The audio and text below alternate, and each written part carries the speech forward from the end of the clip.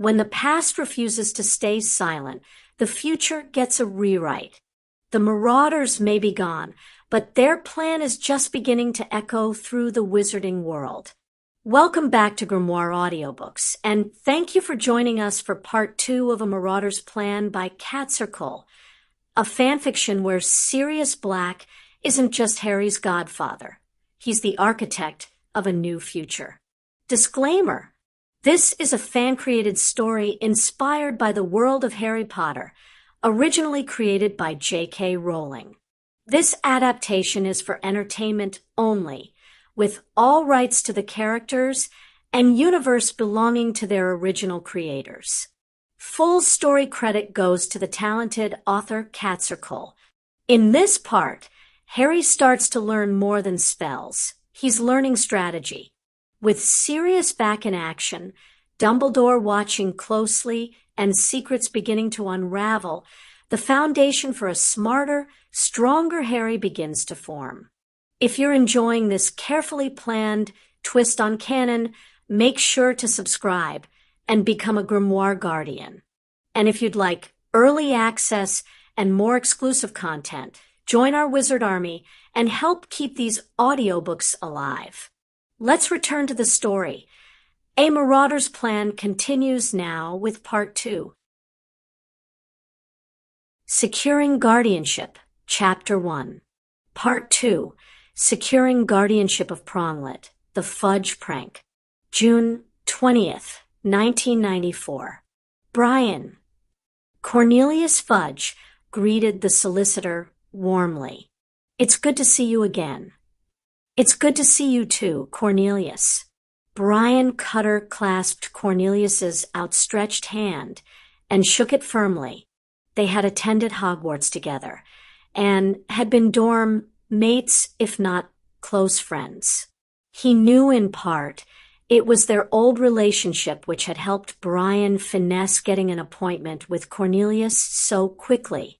His eyes glanced towards the witch standing next to Cornelius in mute query as to why she was in attendance. "Oh, this is Dolores Umbridge, my senior undersecretary.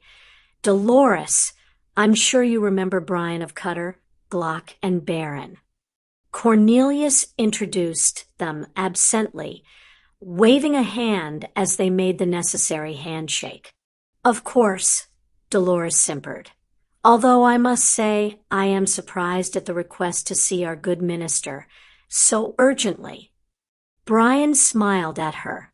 "It's good to meet you, Madam Umbridge. I've heard many things from associates about your work at the ministry." It was the tone that flattered, not the content, and Brian only just stopped himself from smiling as Dolores blushed coquettishly. "However," Brian continued, "I am afraid this is a matter of some delicacy, and I'm sure you will understand that I need to speak with the minister alone." The brief flicker of anger across that passed over her features indicated otherwise, and she looked at the minister, obviously expecting him to request her presence. "It's fine, Dolores." Cornelius made a shooing motion at her towards the door. "I'll speak with you later if there is a need." Dolores gave a sharp, unhappy nod. She mouthed words of farewell to Brian and made her exit. Cornelius sighed. "My apologies, Brian. She seems to think I can't function without her, and truthfully, she is very useful." Brian raised his wand. "Do you mind if I secure the area?" Cornelius raised an eyebrow. "My office is one of the most secure places in Britain. Brian, this is a matter of some delicacy." Cornelius finished. "Very well." Brian quickly set up the strongest privacy ward he could that would also render any listening or visual spying spells or artifacts useless. He took the seat Cornelius offered and declined an offer of refreshment. Instead, he opened his briefcase and pulled out a single piece of parchment. Cornelius accepted it with a frown and began reading. "Mr. Cutter, I wish to retain your representation in the matter of Sirius Black. Upon recently taking up the lordship of the House of Black, I was disturbed by his escape from Azkaban, and more recently Hogwarts. Upon further investigation, I have been more deeply disturbed at irregularities in his initial imprisonment. I now understand that there is a kiss on sight order, which, if my concerns are warranted, would mean a serious miscarriage of justice, and one which would displease me greatly if proven valid. To that end, I authorize you to approach the ministry on my behalf to request a special investigation, so this matter may be resolved to my satisfaction, either in clearing Sirius Black or placing him back into custody. Funds will be made available to the ministry from the Black Vaults if they do not have sufficient leeway in their current budget. Yours faithfully, Lord Black. Brian watched as Cornelius set the paper down carefully on his desk. There is a new Lord Black? Cornelius asked.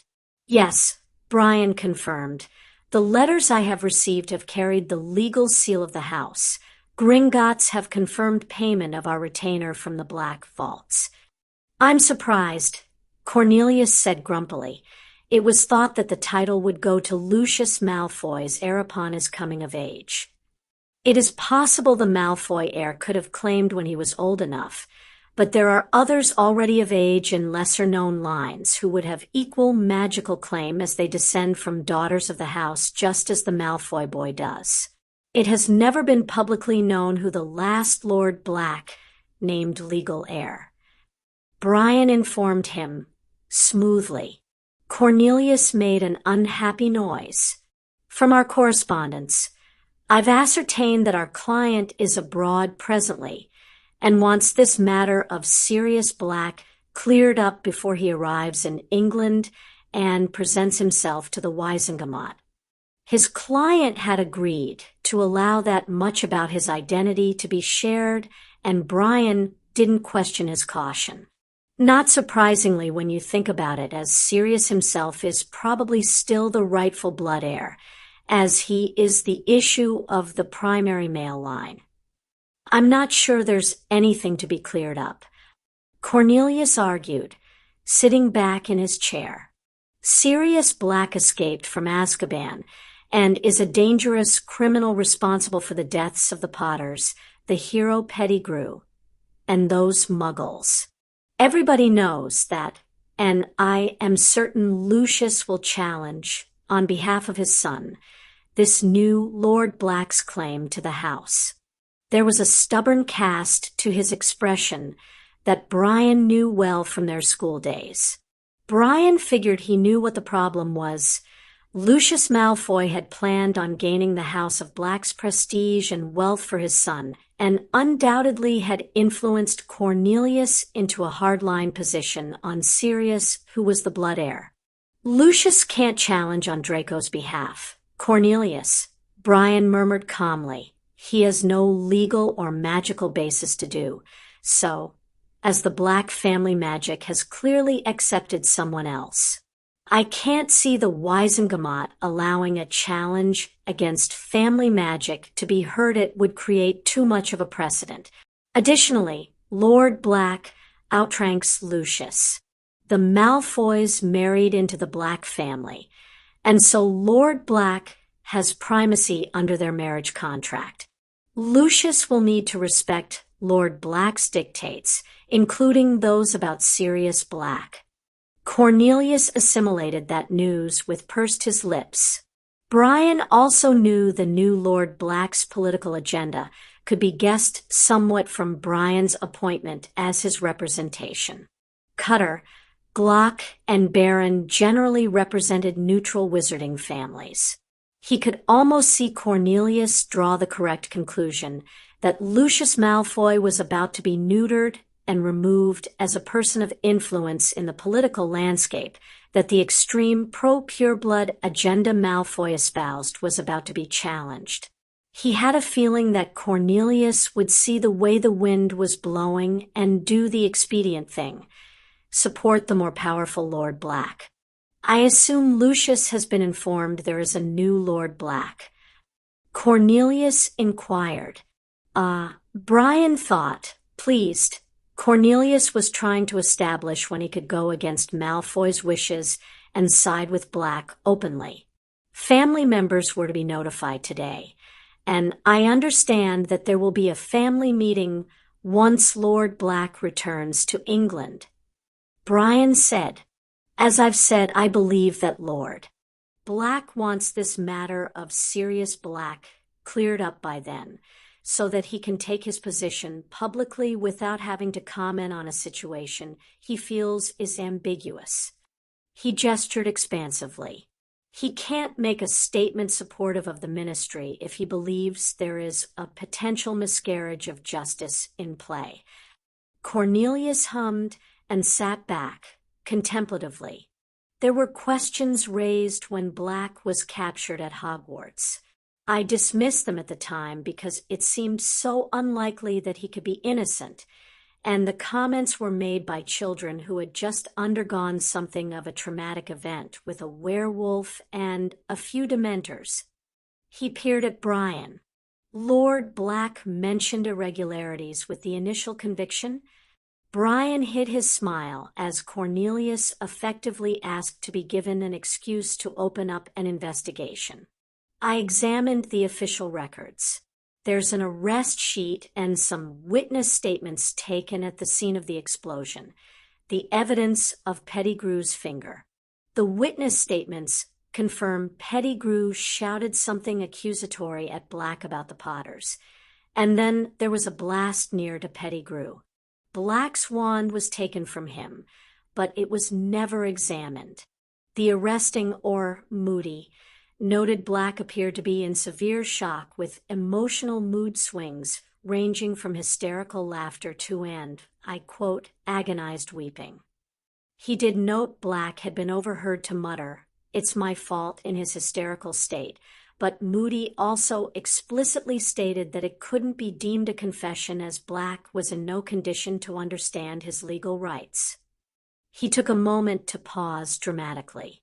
The only other item in that file, Cornelius, is an order from Crouch, countersigned by Bagnold, to transport Black to Azkaban. No charges were actually filed, no medical treatment was given, no interrogation record exists. I can't find a trial transcript, and there is no record on the court register of a trial taking place even. He wasn't questioned or given a trial. Cornelius looked suitably shocked. It appears not. Brian said solemnly, Lord Black's concerns seem warranted. Cornelius huffed, clasping his hands over his corpulent stomach. I had no idea. Why would you? Brian demurred. It's the previous administration who is at fault. Cornelius's eyes lit up. Indeed, the previous administration. Brian knew he'd taken the bait. He brushed the front of his robes in an absent-minded gesture that was anything but, far be it from me to advise you on the way forward, old friend, but no, I shouldn't. Please, Brian, if you can help me find a way through this difficult matter, I would be grateful. Cornelius said, I would hand this to Amelia Bones. She is in charge of the DMLE, and the situation with Black is under her jurisdiction, and the OR office. Brian suggested calmly, tell her about your discovery of the irregularities in the original case, and to verify the claims the children made at Hogwarts. Say nothing publicly or to anyone else until she has completed her investigation and come to a conclusion. In the meanwhile, I will inform Lord Black you are moving forward with an investigation, as he has requested.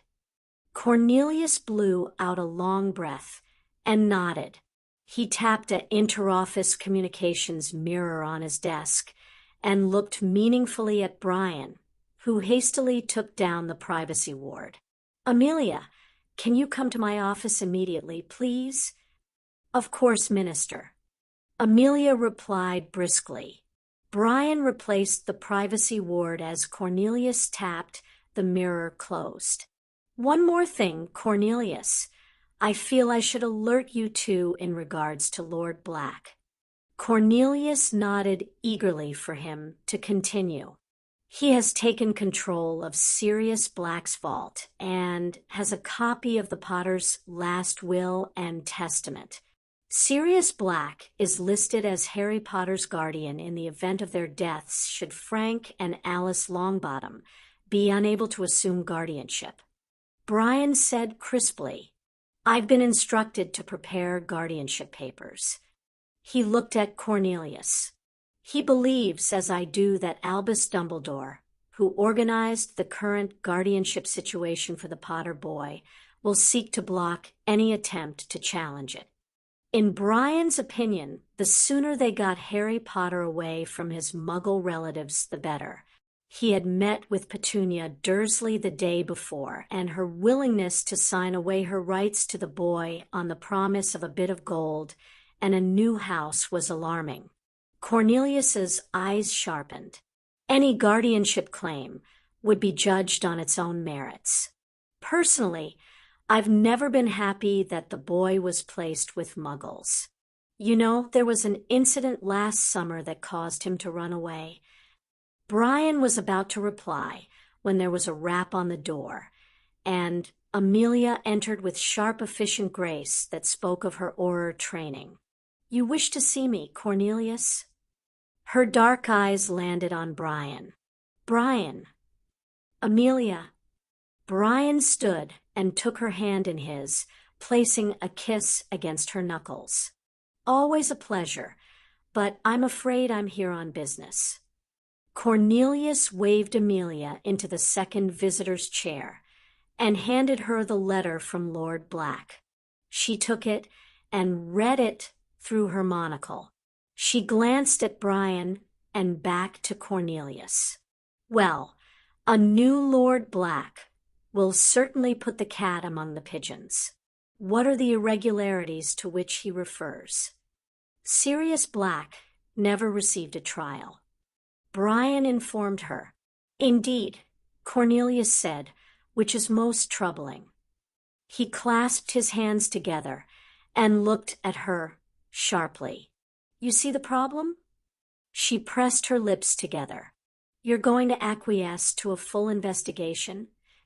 Yes, under your personal jurisdiction, given the sensitivity. Amelia.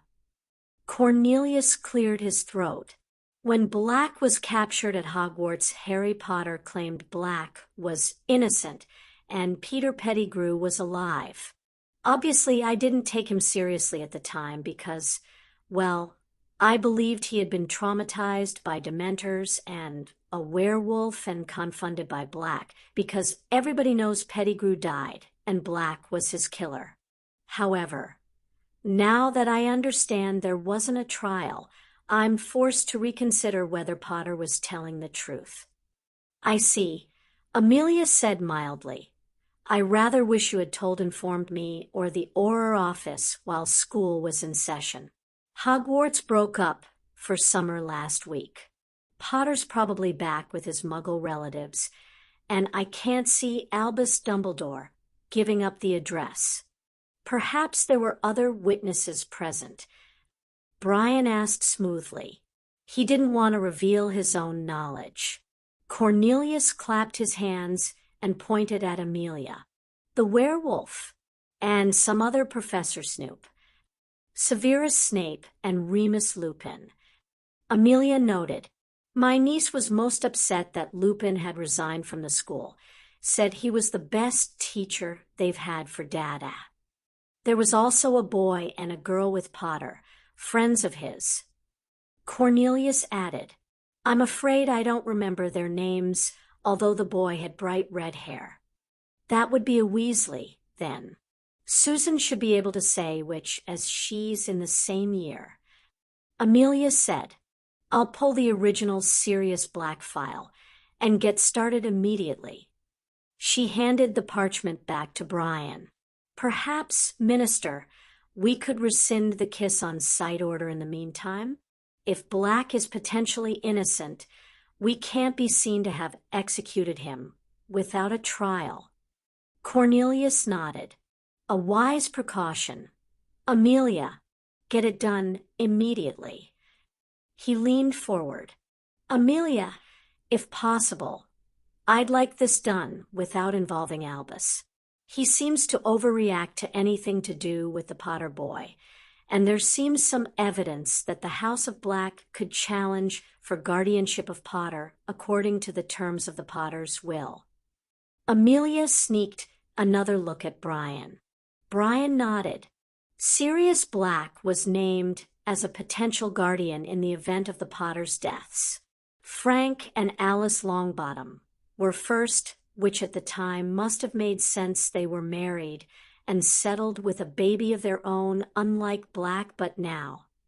Indeed, Cornelius said sympathetically, they're hardly able to take Potter. But if the new Lord Black is suitable, we would have to take a claim seriously. I understand, Amelia said dryly, rising to her feet. I'll be discreet. Reports to myself only, Amelia. Cornelius waited until she was out of the door before he turned to Brian, who had stood at the same time as Amelia. I'll update you as soon as I receive news. Please convey my apologies to Lord Black for the irregularities and thank him for bringing them to my attention. Brian shook hands with Cornelius. I will, Cornelius, and thank you for your time and your efforts to resolve this. Should I arrange for the funds to be transferred? Cornelius smiled. A donation to assist would be appreciated. Brian left the ministry smiling. Lord Black was going to be a happy man. Reg swept into the dining room, did a fly over Remus, and landed next to Sirius. Sirius swiped his hand on a napkin and took the dangling letter. Lord Black, Fudge has taken the bait. Brian. Short, succinct, and good news. Sirius passed the parchment to a tired-looking Remus. Do you think Brian knows your Lord Black? Remus asked worriedly. He poked at the fish on his plate uninterestedly. Probably, Sirius demurred, but he won't ask to give himself plausible deniability. He grinned. I'm sure Fudge is clueless. Thankfully. Remus agreed dryly. Creature popped in and slapped a letter beside the werewolf before popping out again. Good. The Gringotts mail diversion service is working. Remus said with relief. All other owls except Hooter, Reg, and Hedwig would get diverted to Gringotts, who alerted Creature to collect the letters. He opened the parchment and nodded at Sirius. I'm to present myself to Madame Bones to give a statement about the events at Hogwarts concerning Sirius Black. He tilted his head. Tomorrow she doesn't waste time. Good, Sirius said, because I've lost too much of it already. Securing Guardianship, Chapter 2. Amelia frowned at the diagram on the parchment in front of her, the unspeakable's mock-up of the street and explosion that Sirius Black has supposedly caused. The unspeakable had noted that the spell Black had used would have had to travel through Pettigrew to impact directly behind him. Of course, perhaps the spell had been overpowered, obliterated Pettigrew, although the lack of physical evidence of his demise beyond a finger and a bloodied robe was bemusing, and then struck. But the angles were wrong. The impact suggested the spell had been shot from directly above. Unfortunately, there was also the small problem that Black's wand, which Amelia had retrieved from evidence storage, showed only a stunner, some disillusionment, and stealth spells, which made sense if he was hiding from Aurors, and an infant healing charm, which she assumed he had used on the Potter child. According to his wand, Black hadn't blown anything up. Nothing added up, but especially that healing spell. The assumption in the statements was that Black had betrayed the Potters, leading Voldemort to them, only for Rubeus Hagrid to thwart Black's attempt to finish off the baby.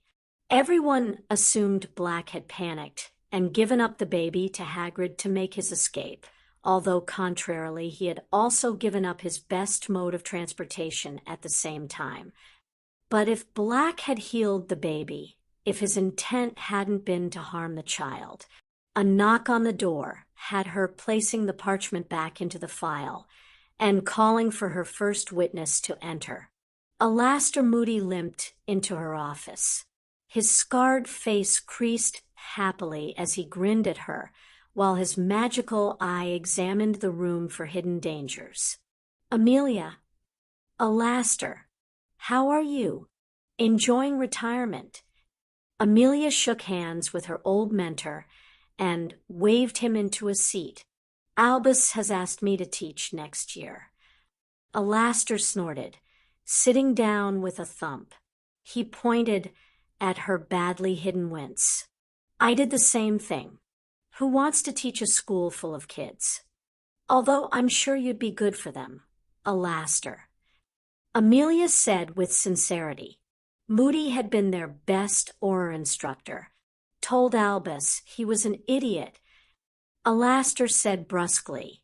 "Speaking of Albus, Alastor," Amelia said bluntly, "the rest of this conversation is subject to your Auror oath.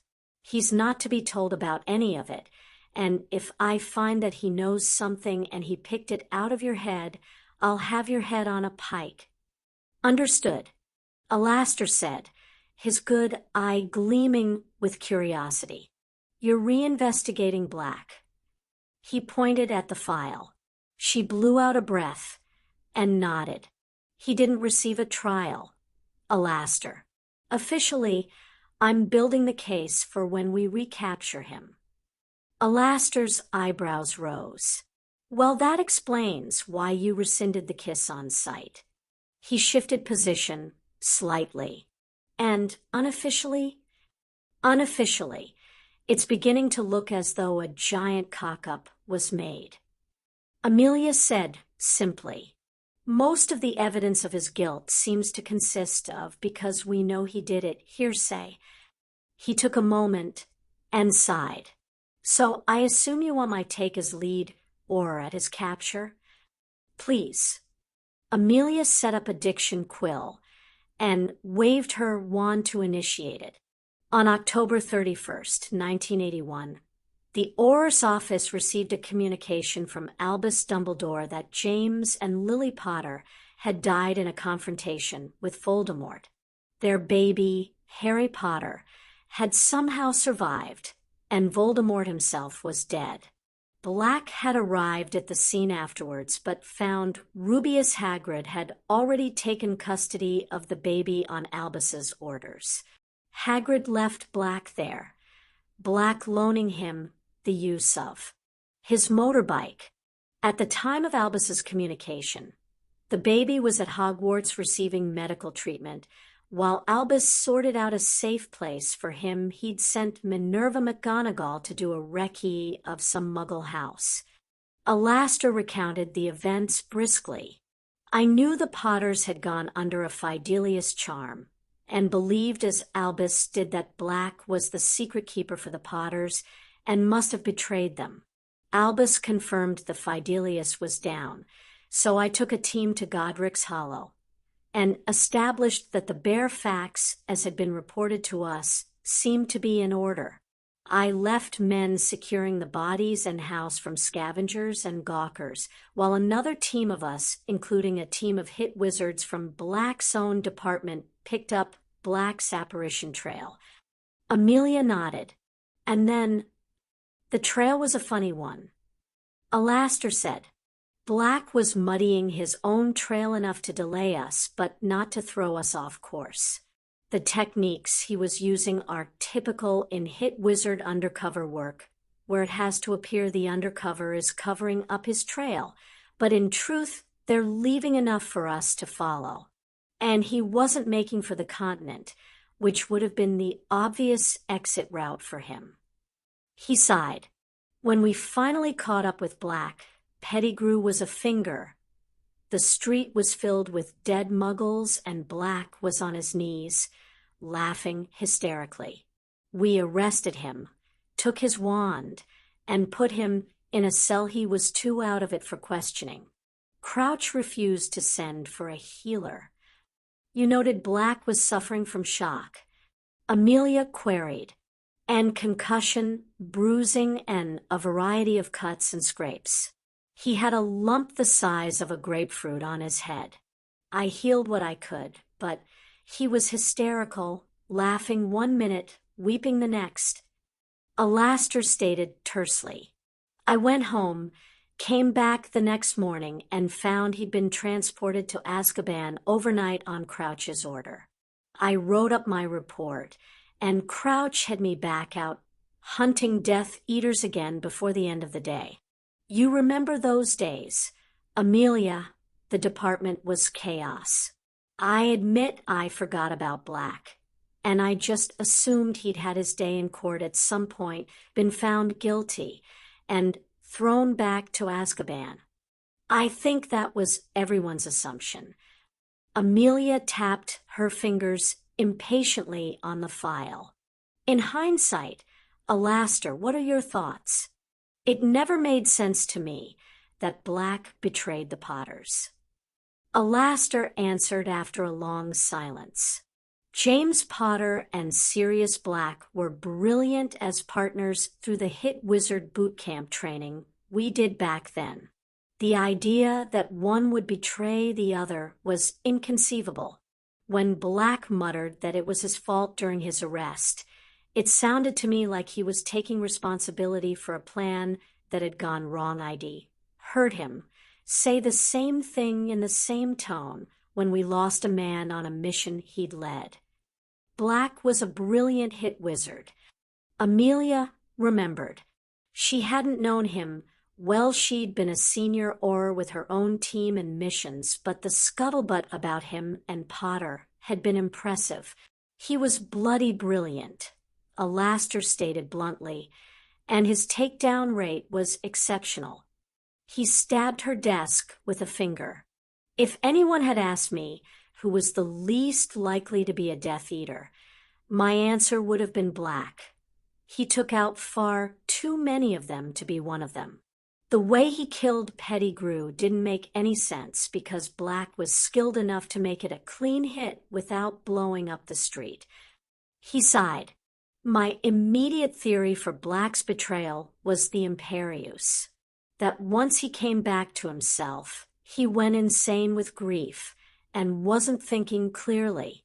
That when Pettigrew caught up with him, he didn't know what he was doing and lashed out. It was the only thing that made sense to me. Amelia mulled it over. It was a credible theory, explained Black's actions with the baby, but not the lack of an explosive spell, and if true, it would mean Black heading for the secure ward at St. Mungo's, and not Azkaban. Of course, my theory doesn't explain why Pettigrew went after Black on his own sum. Alastair continued. I'd met him a couple of times, and he was a good kid, but he never struck me as the avenging angel type. Black, yes. Pettigrew, no. Amelia made a snap decision and stopped the quill. Alastair, there is new evidence about Black that has surfaced with his recent exploits at Hogwarts. It seems Pettigrew could be alive. I'd like you to sit in disillusioned while I interview the witnesses. They're due to arrive in an hour. Alastair agreed. They went over the little evidence they had, and Alastair was as disturbed by the wand and forensic evidence as Amelia was. As the hour for the interviews drew close, Alastair sat out of the way, disillusioned with a silencing charm around himself. Remus Lupin arrived 5 minutes early, and Amelia allowed him entry, taking in the new, if simple, clothing he wore, the scars of his lycanthropy, and the pleasant demeanor. She shook his hand and explained the procedure, made him take an oath of secrecy, and set the quill to record. Mr. Lupin, you've been called here today to give evidence in the case of Sirius Black concerning events at Hogwarts. I'd like to focus specifically on the night Black was caught and escaped. Amelia began. She motioned at him to speak. It was the night of the full moon, and I was in my office when I happened to glance at a map of Hogwarts that I and some friends constructed when we attended the school. Friends? Queried Amelia. Lupin's lips quirked. James Potter, Sirius Black, and Peter Pettigrew. Amelia hadn't realized he'd known them, but then she was a good 20 years older than Potter and Black, and Lupin hadn't joined the department as they had done. She nodded slowly. You happen to glance at a map. The map is charmed to show every individual and their position within the school and surrounding grounds. I noticed that Sirius and Peter were both on the map, very close to Harry Potter and his friends. Lupin winced slightly. I was shocked to see Peter, as I had believed, like everyone else, that he was dead. Your testimony is that he's alive. Amelia asked pointedly. Oh, he's alive, all right. Lupin growled. I immediately realized that Sirius was innocent of killing him, and if he was innocent of killing Peter then. Amelia inclined her head in understanding.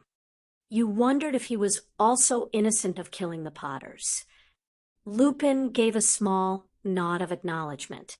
Yes, and why Peter had felt it necessary to lie about his continued existence. I ran out to the shrieking shack to confront Peter and Sirius. He picked up the glass of water Amelia had supplied and drank a sip.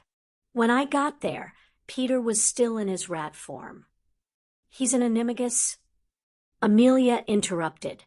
Yes, and he'd been living for years as the Weasleys' pet rat. Lupin breathed in deeply, clearly trying to control his anger. Severus Snape turned up, and well, Severus has a history of bad blood between myself, Sirius, and James. He was determined to capture Sirius, and his behavior alarmed the children. The children's disarming spells went awry, and he got knocked out. We finally confronted Peter, and the truth came out. Peter had been the secret keeper. Peter had known Sirius knew he had betrayed James and Lily, and so set him up. It was Peter who cut off his finger and blew up the gas main in the Muggle Street. Peter transformed into a rat immediately to escape the explosion, disappearing into the sewers. What happened then? Amelia prompted when he fell silent. We bound Peter and started back towards the school, only I'd forgotten about the moon, and as soon as I got outside, Lupin grimaced. Sirius was able to run me off and ensure I didn't hurt anyone. It was entirely careless of me, but unintentional. Amelia noted, I'll have to make a note of the incident in your official registration file, as this statement will be a matter of public record, but I'll also state that it has been explained to my satisfaction, and you're cleared of intentional harm. Thank you. Lupin said, somewhat embarrassed. Please continue. Amelia prompted. Well, I'm not sure what happened next, as I was in my werewolf form, but I've been told Peter escaped. He sighed heavily. I woke up the next morning to the reports of Sirius escaping, and the news that the minister had refused to believe his innocence without Peter to prove it. He paused. I am devastated about that. It was my fault Peter got free, and to think Sirius has been innocent all this time and locked away in Azkaban. His head snapped up, and he looked at Amelia firmly. I'm willing to take Veritasrum to confirm my testimony, and I can provide a memory if you have a pensive. Thank you, that won't be necessary at this time. Amelia replied quietly. Have you had contact with Sirius Black since your departure from Hogwarts? Lupin reached into his robes and pulled out a piece of parchment. He handed it to her. It was blank. She looked at him questioningly. Tap it with your wand and say, I solemnly swear that I am up to no good. Lupin suggested, wrestling with a smile. Amelia followed his instructions. A short number of words filled the page. Black was somewhere sunny, safe. He wanted Lupin to keep an eye on Harry. She waved her wand over the parchment, but her detection spells for tracing came back negative. Sirius Black had done a good job of hiding his trail. She put the parchment down and considered Lupin carefully. I'll have to keep this. I thought you might. She reached over and stopped the quill. Thank you for your testimony. She said, if Black contacts you again, please tell him that we're investigating the original case. And if he turns himself in, we'll make sure he gets fair treatment. The kiss on sight order has been canceled. I have to admit to being surprised that you're investigating at all. Lupin said, from what I was told, the minister was convinced Severus's version of events was the only one that mattered. New evidence has come to light that has made the minister revise that opinion. Amelia said smoothly, hence the questioning. Will you be interviewing Harry and his friends? Lupin asked as he got to his feet. And Severus presumably. Miss Granger and Mr. Weasley are due in for questioning this afternoon, and I decided to speak with you all first before bringing in Professor Snape. Amelia said, Susan's recount of the gossip from Hogwarts about what had happened had indicated a rift between Snape and the other witnesses. Moreover, it was a matter of public record that Snape had been Albus Dumbledore's spy in the Death Eaters, and she was concerned if she contacted him, Dumbledore would get wind of the investigation and seek to poke his nose in it. Harry, however, unfortunately, I have no address for Mr. Potter as that information is held by Dumbledore on a need-to-know basis only. I have the address if you want it. Lupin gestured towards some parchment, and Amelia offered him a quill. He scribbled it down. I would advise you that Harry's relatives deeply dislike the wizarding world. It may be better to write or telephone, the Muggle way to agree a suitable time. He motioned with his wand over the parchment. It's charmed, so only you can read it now. I agree with Albus inasmuch that Harry's whereabouts should be kept need to know, but Harry would want to help Sirius. I assume Dumbledore gave you the contact details as an old friend of the family? Amelia commented, thinking about Lupin's advice on Harry's family and what it meant for the boy who lives home environment. Lupin shook his head. Albus refused me access for Harry's safety, I'm sure. But I know Petunia's name ID met her through Lily, of course. It isn't hard to track her down with Muggle directories. Amelia shook her head, trying to make sense of that. I see. She stood up, and he followed her to the door. She shook his hand and kept hold of it when he would have pulled away. My niece was most disappointed you left Hogwarts. I hope you found a new position. I have, but my employment oath prevents me from saying anything further. Lupin replied without hesitation. Amelia was intrigued, but let him go. She was about to close the door when she saw Arthur Weasley walking down the corridor with his son. She waited and ushered them inside. Ronald Weasley's story gave additional context to how they'd all ended up in the shrieking Shack Black ambushing him and how they had all ended up in the infirmary Dementors attacking, which was a horror story all of its own. But it also substantiated the main part of Remus Lupin's evidence. Peter Pettigrew had lived as the Weasleys' rat for years. He was alive. He was responsible for the deaths of the Potters, and the Muggles not black. Arthur was pale after the boy's tale, his freckles standing out sharply. He had kept a hand on Ronald's shoulder throughout in silent paternal support. Does this mean Sirius will be set free? Ron asked at the end of the interview. We're examining all the evidence. Amelia said kindly, in the meantime, remember this is confidential, and you can't discuss this with anyone, not even your friends or the headmaster. She looked over at Arthur. Do you want to press charges against Black for his assault on Ronald? No, Ron said loudly. He blushed bright red as his father raised his eyebrows at him. Sirius was after the rat, not me. Please, Dad. Harry will never forgive me. And he shot Amelia a look and inched closer to his father, whispering in his ear. Amelia caught the gist of it despite the attempt at low volume.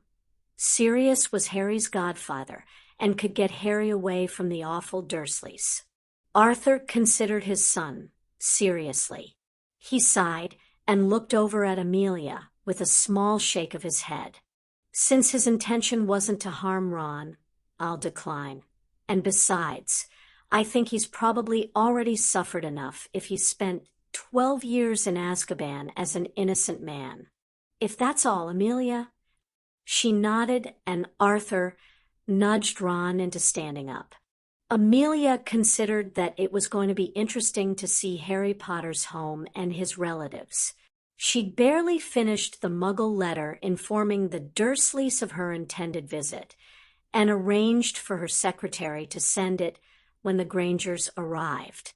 Hermione Granger's testimony was the most comprehensive. She confirmed everything the others had said, and added a tremendous amount of detail that spoke to an eidetic memory. She also expressed hope of Sirius being cleared for Harry's sake. It was late by the time they left.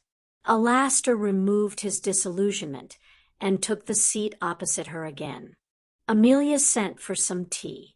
She poured Alastor's black, no sugar, and sat back with her own, black with a squeeze of lemon. Your thoughts, Alastor? Well, first things first. Their story about Black and Pettigrew back in 8-1 makes sense of the evidence. Alastor stated, Black wasn't the secret keeper, so he didn't betray the Potters, and he handed over the baby because there was never any intent to harm the lad. He went after Peter, knowing we'd be likely following him, hence laying the trail for us. He never fired on Pettigrew, so no spell registered on his wand. Pettigrew cut off his finger and escaped, which is why we don't find a trace of the rest of his body. He sighed heavily. Lupin's a good witness. I met him a couple of times back then, and he was always the most serious of them. I feel I did Black a grave disservice in not following up on him after he was sent to Azkaban. You weren't one of the signatories on the order that sent him there. Alastor, Amelia reminded him. Bagnald and Crouch are at fault. Dumbledore was chief warlock, and also should have checked there was a trial. There's going to be plenty of blame to go around. Alastor winced. In everyone's defense, it was a chaotic time. I'm more concerned at the complete lack of adherence to procedure at Hogwarts a couple of weeks ago. Amelia admitted. Cornelius doesn't surprise me, but why didn't Albus put Black under his personal protection? Albus has the authority as chief warlock to overrule the minister on the matter. Alastor frowned heavily. It makes you think, doesn't it? Albus was the one who gave evidence that Sirius was the secret keeper. He was in charge of the Wisengamot when it all went down. He has motive for keeping it quiet. It was so like Alastor to be so paranoid even about one of his old friends. Perhaps he had something to do with the escape. Amelia mused out loud. Maybe. Amelia nodded. Something didn't add up about how Black had managed to get free, but she wasn't too worried about that, since if he hadn't, all indications were that an innocent man would have been kissed. "I'm not sure I need Potter's testimony," Amelia admitted, "although it would be good for completeness. And you want to take a look at the boys' living arrangements." Alastor said bluntly, "I know I would, since a Muggle-born, which and the son of the biggest Muggle advocate in the ministry indicate that they'd prefer the boy who lived to be removed from his Muggle relatives and live with a man who is a complete stranger to him." Amelia nodded. She was concerned. She couldn't deny it, especially since Weasley's and Granger's comments followed after Lupin's about the Dursleys hating the wizarding world. "I'd like you to come with me day after tomorrow, Alastor. If there are issues, I'll need an independent witness." Alastor nodded. "I'm available." He eyed her speculatively. "Are you going to declare Black innocent?" "Ideally, I'd like his Veritaserum testimony. Or Pettigrew's. Or Pettigrew's." Amelia sighed. "From a prosecution perspective, I can't charge Black with killing Pettigrew and the Muggles. His wand clears him of casting any kind of explosive spell. There's the lack of Pettigrew's body. And while witness testimony places him at the scene and casting a spell, there's nothing that points at Black actually causing the explosion. On the other hand, the idea that Pettigrew caused the explosion and escaped somehow to blame Black would fit with the evidence we have, the positioning of the blast, the single finger, the way Pettigrew yelled his accusation in front of Muggles breaking the statute of secrecy, which leaves the betrayal of the Potters leading to their deaths." Alastor said, "And that all comes down to hearsay testimony that Black was the secret keeper.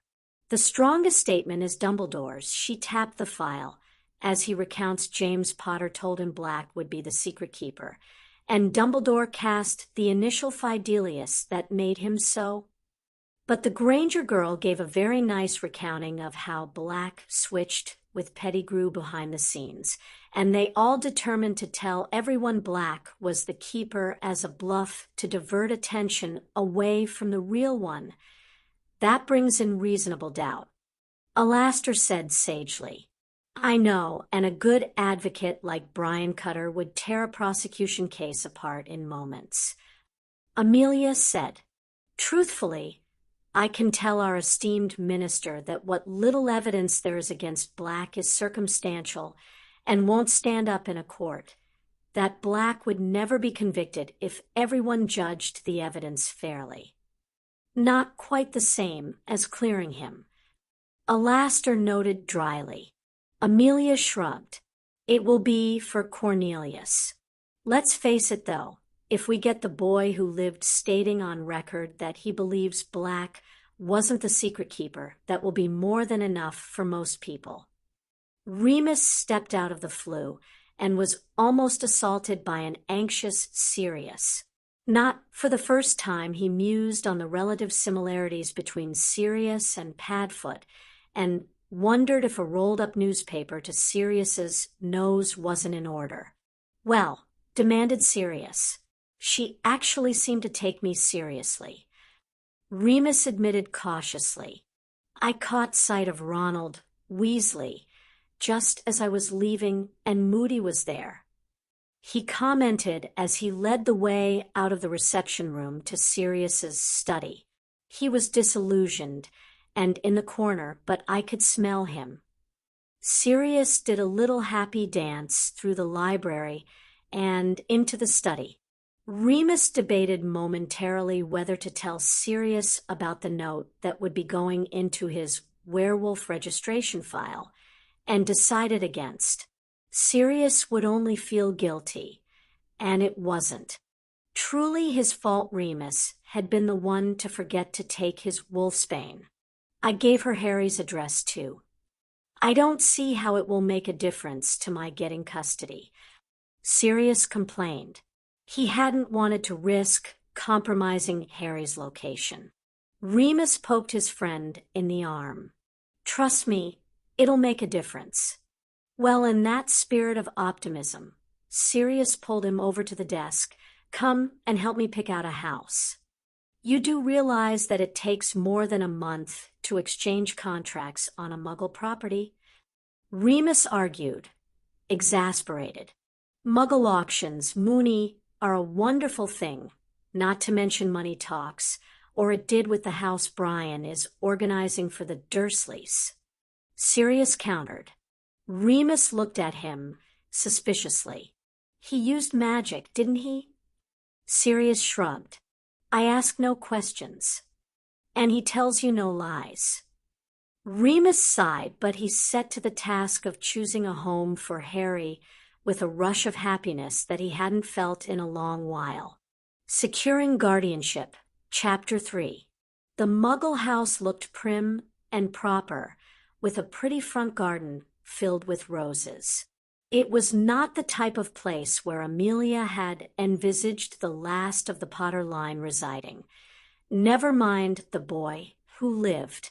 She would have wondered why none of the Potter properties had been used, except there was an impressive set of blood wards surrounding the house, singing with Lily Potter's signature, and additional wards with Dumbledore's. It explained why Dumbledore had placed Potter with his aunt, and Amelia had always understood keeping the address need to know, but it didn't explain why there wasn't a record of visitations to confirm the child was safe.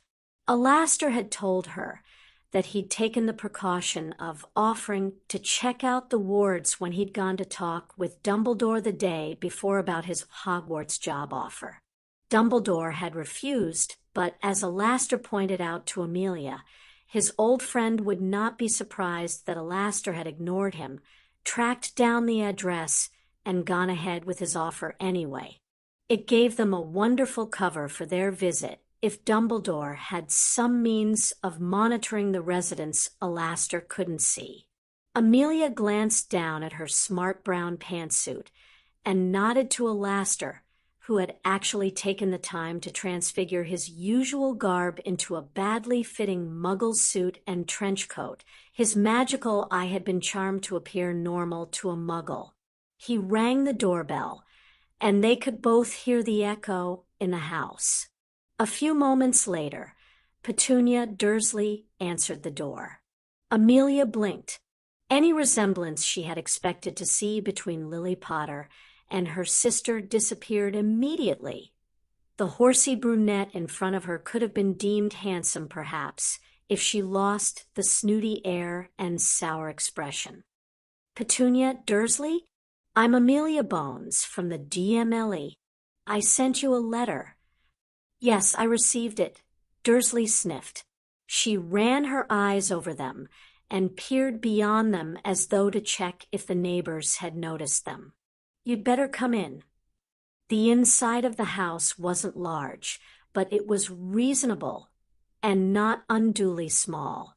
Amelia noticed Dursley darting a glance at the cupboard under the stairs as she waved them through into a well-proportioned living room. The furniture was well maintained, although there were signs of aging in the sagging sofa and chairs. There were pictures everywhere of a plump blonde boy at various ages, other photos of Dursley, and an obese man who had to be her husband were in evidence. There were no photos of their famous nephew or his parents, and Amelia's suspicions from the interviews with Harry's friends came raging back tenfold. Harry is outside in the garden doing his chores. I'll get him for you. Dursley left before they could say anything. Amelia exchanged a "this doesn't look good" gaze with Alastor. They remained silent, and soon enough footsteps signaled someone coming into the room. Amelia focused on her first close-up look of the boy who lived. As reported, he was a miniature James Potter in features, but his eyes were brilliant green. His hair was a dark mop, the fringe pulled down over his infamous scar. His clothing was scruffy, oversized t-shirt and shorts that were too baggy on his small frame hand-me-downs. Amelia surmised, but Dursley was probably hoping to pass them off as gardening clothes, hence Potter being in the garden when Dursley knew they were coming to interview him. He had nothing on his feet, probably whatever shoes he wore had been left at the back door. His hands were wet, red, and scratched. His upper lip had a layer of hard-earned sweat. He'd barely been given time to clean up. Dursley frowned at them all. "I have appointments to keep. Our son is out for the day, but my husband will be home in 4 hours. Make sure you lot are gone by then." Amelia stiffened at the sharp tone and watched in astonishment as Dursley hurried from the room, a small bang from the front door underscoring her departure. What kind of guardian left a 13-year-old boy to be questioned by law enforcement on his own? She turned back to see Potter swallowing nervously and gave him a reassuring smile. "Firstly, let me assure you that you're not in trouble. I'm Director Amelia Bones, Mr. Potter, and this is my ex-colleague, Alastair Moody. Did your aunt explain our visit today? Just that you were the police and wanted to talk to me?" Potter replied politely. His eyes shone with curiosity as the concern over whether he was in trouble eased. "Well, I'm in charge of the Department of Magical Law Enforcement at the Ministry," Amelia explained, "which includes the Auror Division, that is the magical equivalent of Muggle policemen." She gestured at Alastair, who remained silent. "Both of us were Aurors at one time. Alastair here actually worked with your father, who was a hit wizard, a special kind of policeman, but Alastair is retired now, and I mainly deal with prosecutions and try to make my budgets add up these days." Potter's face lit up. "My dad was a hit wizard." "Yes, and a very fine one too until your granddad died, and he had to take over the family estates." Alastair said brusquely, while Amelia assimilated that Potter hadn't known his father's occupation. "Maybe we can tell you a few stories after our discussion." Potter beamed at them happily. Alastair motioned at him impatiently. "Where's your wand, lad?" "Upstairs in my room." He pointed upwards. "You really should have it on you at all times." Alastair chided crisply. Potter flushed.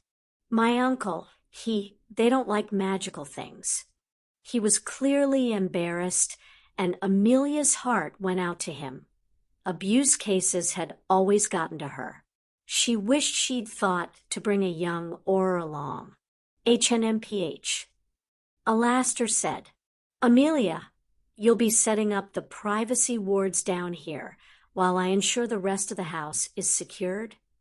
In other words, she should do a full scan of the downstairs for evidence of mistreatment while he did the upstairs. She nodded sharply. "If you're going to use magic, won't I get into trouble?" Harry asked. "Somebody's house elf used magic here, once trying to get me expelled, and I got a warning." Amelia frowned. That explained the misdemeanor for underage magic she'd found on his file. She'd see about having it expunged. "Our magic will not register as underage, Harry, but if there are any issues, I'll take care of them." "Well, lad, lead the way upstairs." Alastair ushered the boy out, and Amelia immediately dived into her bag, set up her quill, and began casting her scanning spell, the results automatically recording onto the parchment. She headed out into the hall and peered into the cupboard that had made Dursley so worried. The sight sickened her. There was some clutter of discarded Muggle sports gear, and cleaning equipment, but beyond that there was a stained children's mattress and an old taped-up sign that read, Harry's room. She closed the door and moved into the kitchen. It was immaculate, shining surfaces and a floor that gleamed. Amelia took a quick look at the neat back garden shoddy trainers, which she assumed were Potter's had been left on the back step along with gardening gear, but no gloves that would have protected Potter's hands. She made it back into the living room and read over the parchment, frowning heavily at the results from upstairs that Alastor had directed to the quill. Her stomach churned at the litany. She called for her house elf and had her bring some tea, sandwiches, scones, and cake. She packed the parchment away just before Alastor and Potter came back into the room. Potter's eyes widened at the sight of food. I hope you don't mind, but I thought some afternoon tea would help make this a little easier. Amelia directed him to the sofa, and he sat down gingerly. Alastor sat next to him. Now, Mr. Potter, as a minor, you should really have a guardian present. As Alastor here knew your father, perhaps you'll allow him to stand in. Potter's eyes went to Alastor questioningly. I'll be pleased to do it. Alastor said gruffly. Potter nodded. Okay, then. He looked back at Amelia. And it's Harry, just Harry. Amelia smiled at him. Shall we get the oath over with first, then? Harry? Oath. All ongoing investigations require an oath to ensure information doesn't leak before it is officially released. It also ensures that witnesses cannot collude with each other. Alastor explained to him. Have you got the written version for the lad? Amelia opened her bag and extracted a printed copy of the oath. Here you go, Harry. Harry read over the parchment. What's the investigation you want to ask me about? Sirius Black. Amelia replied bluntly. Specifically what happened the night he escaped from Hogwarts. His eyes darted to hers, and she caught the full weight of the worry, fear, and hope in them before he dropped his gaze and shifted to look at Alastor to check he should take the oath. Alastor nodded, and Harry picked up the quill, signing his name quickly and without fanfare. Good. Tea. Amelia poured him a cup, placed sandwiches on a plate, and handed the lot over to him with a flick of her wand. He tucked into the simple fare, eating quickly and efficiently as though used to rushing.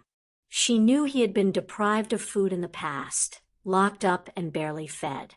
She handed him another plate of sandwiches as she asked him to describe what happened in his own words. His testimony married with the others, but it was the most painful to hear. The personal aspect was too sharp to ignore Pettigrew had betrayed Harry's parents and caused their deaths. Black was Harry's godfather. The horror of the Dementor attack had Amelia shivering, and she was sympathetic when he expressed dismay and frustration at the minister's initial decision not to believe him. He looked over at her finally, his green eyes bright with curiosity again. Can I ask why the minister changed his mind? He discovered that your godfather never had a trial. Amelia answered honestly. It has shaken the minister's conviction that Black is guilty, and hence his request I investigate. She handed Harry a slice of cake, much to Alastor's badly hidden amusement. Harry swallowed some cake and waved a hand at her. What about Snape's testimony? From what we've heard, there'd be no point asking him anything. Alastor interjected. He only saw you 3 kids, Lupin and Black together, and was knocked out before anything of note took place. And the headmaster? Harry asked.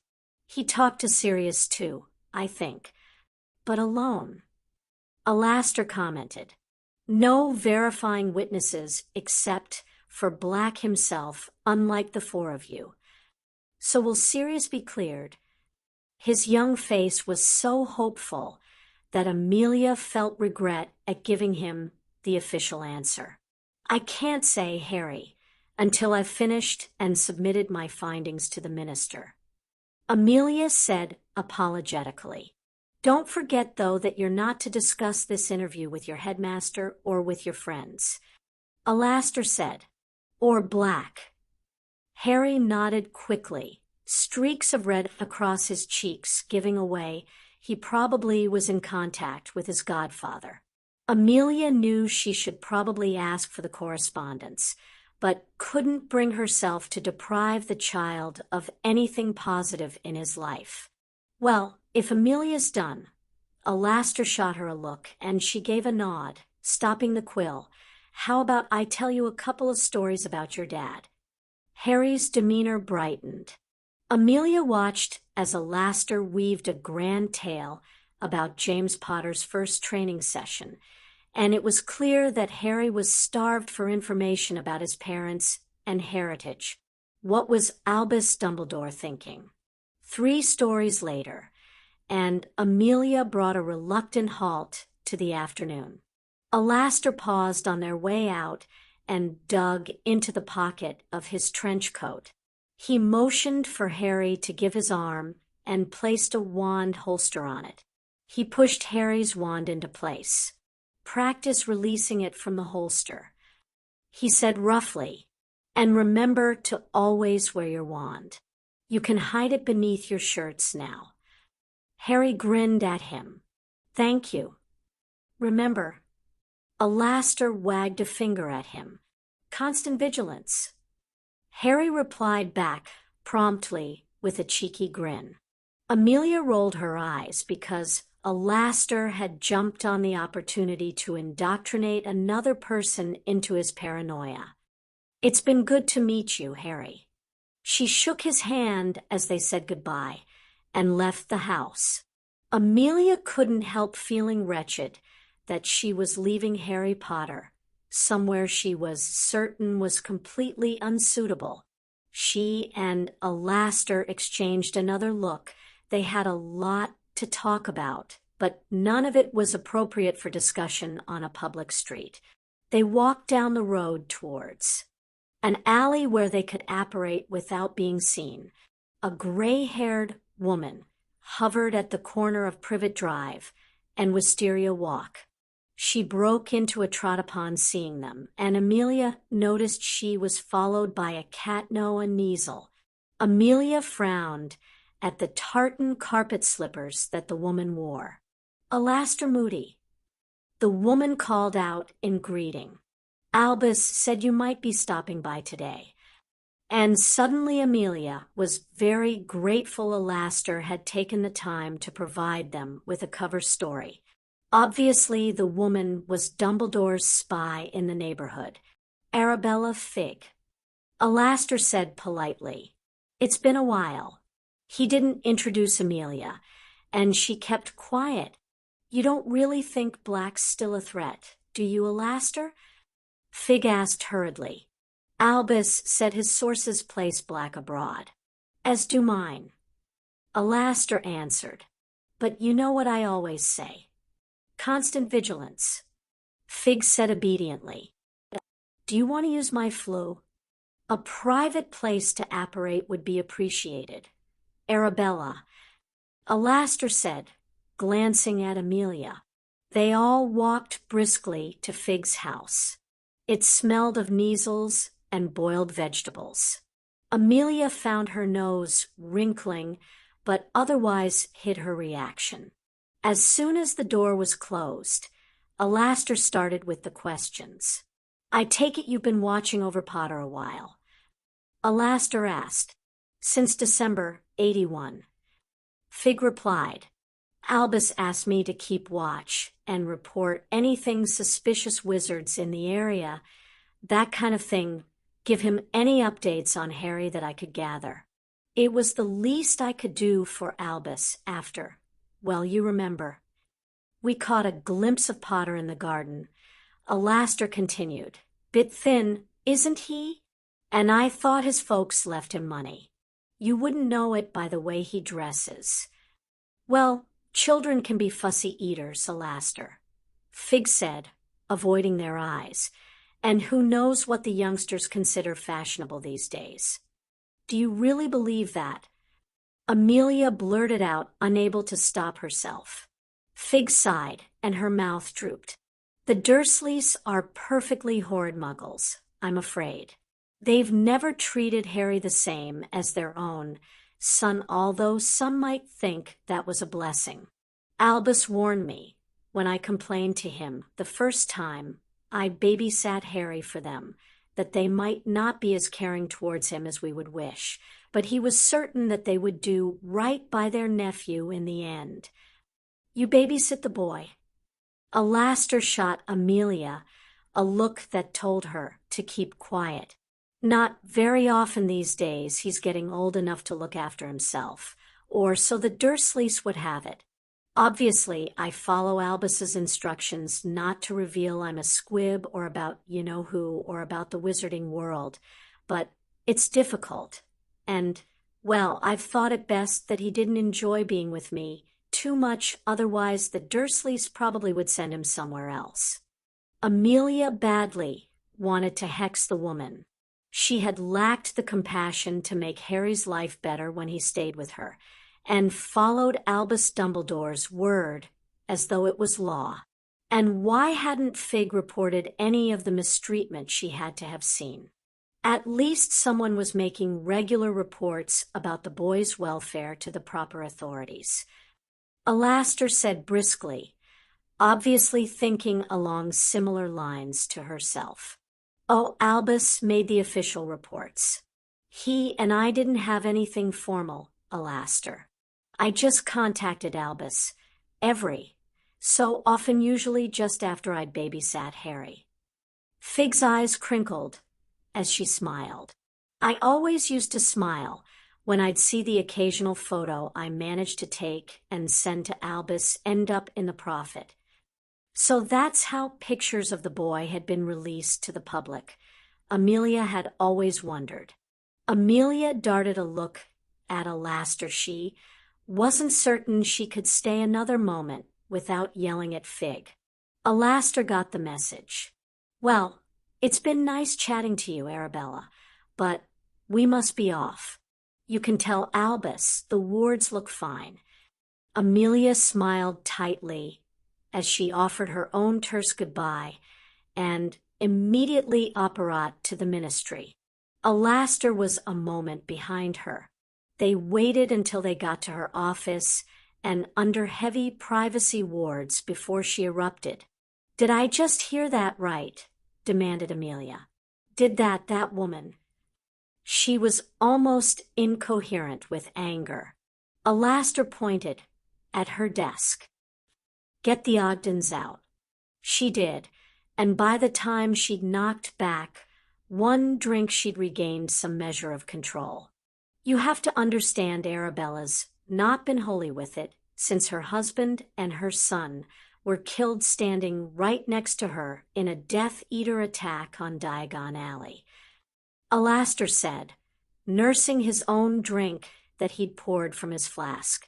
Her husband was a friend of Albus's, so Albus looked after Arabella after his death, made sure she got her inheritance despite her being a squib, and set her up properly in her new Kneasel breeding business. Hence her loyalty to him. Amelia sighed heavily, her ire slightly tempered with Alastair's explanation. Unfortunately, Albus could tell her that grass was pink with purple dots, and she would believe him. Alastair agreed. So, having heard from Albus when she first got there that the Dursleys wouldn't treat the boy well, it probably never occurred to her to tell him again because she thought he knew. He sighed. As for her convoluted thinking that giving the kid some affection when she watched him would mean the Dursleys wouldn't bring him back. He grimaced. Well, your guess is as good as mine. She could be right. Amelia conceded. The Dursleys would probably be that petty. She poured herself another drink. The results from the scans are horrifying. He lived in that cupboard under the stairs for years, and there was a long list of verbal abuse and minor physical injuries. They periodically starved him. Alastair, sending a kid to bed with no food as a punishment, but taken to an extreme. He nodded. He has the smallest of the bedrooms upstairs. There are locks on the door outside, evidence that there were bars at the window at one point. I would guess he's been locked in before. His furniture is broken, dilapidated. He barely has enough clothes to justify a wardrobe. All of them seem secondhand. His school clothes are good quality, but they're in his trunk. He keeps his valuables under a loose floorboard under the bed. He has food stored there, in case they lock him in there again. Amelia rubbed the back of her neck. Any other child, Alastair, and I would have removed him from that house already. Even I know you're going to need to be politically savvy about this. Alastair comforted her. Look, Albus and I have been friends for a long time, and he is a great wizard, but he's not infallible even if he sometimes thinks he is. He sipped his drink. He messed up. He obviously knew the Muggles might have an issue accepting the lad as their own. He dismissed the first report of mistreatment from his agent, who then failed to report further incidents, and he failed to check on the lad himself. Then, as the boys' headmaster, he's failed to see the signs of abuse since Potter started at Hogwarts. The boy's far too thin for his age. Somebody should have noticed. Or it's been ignored. Alastair agreed dryly. Amelia sighed heavily. You know what else bothers me? That he didn't know his dad was a hit wizard?